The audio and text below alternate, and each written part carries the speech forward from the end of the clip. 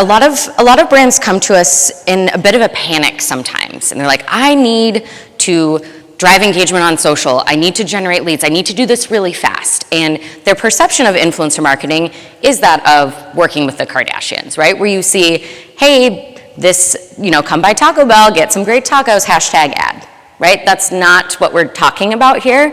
Influencers are not affiliates.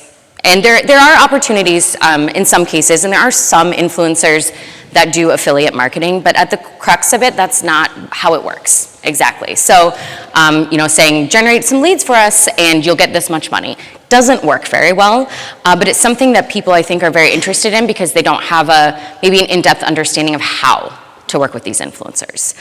There's also a lot of times, can you share this piece of content that we wrote?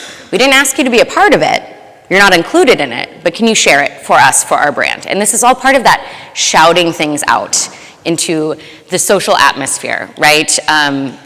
There's also, can you promote this gated asset? It doesn't really align with you, your audience, but hey, we need some help sharing it.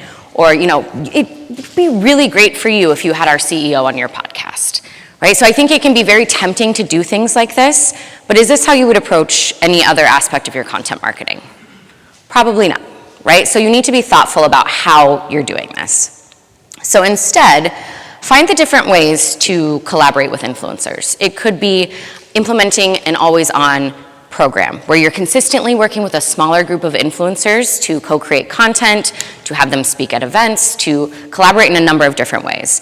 You could also, if you're just starting out or just looking to start out, you can start simply. It could be that you start with a blog post of here are 20 influencers to follow in supply chain.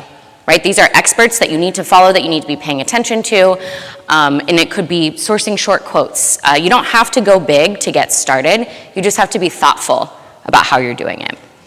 And ultimately, you need to architect your content just as you would with any other piece of your marketing. So let's say, again, not all of these activities have to include influencers, but many of them could. And how are you going to use these different pieces of content together to ultimately drive to what you want your audience to do? Do you want them to fill out a form? Do you want to have them share this great piece of content you created? What does that look like for you? And architect from the beginning instead of waiting till you are too far down the path. And these other little color-coded boxes are just to indicate how you might promote that piece of content. So it could be you have organic social, paid social, influencers help promote. You could have, if you have an employee advocacy or executive thought leadership program, that could be part of it as well. And honestly, one of these takes you could get it done in like 15 minutes, right? And then you can use this as sort of your guiding force for when you're working with influencers, how to connect it to the rest of your B2B content strategy.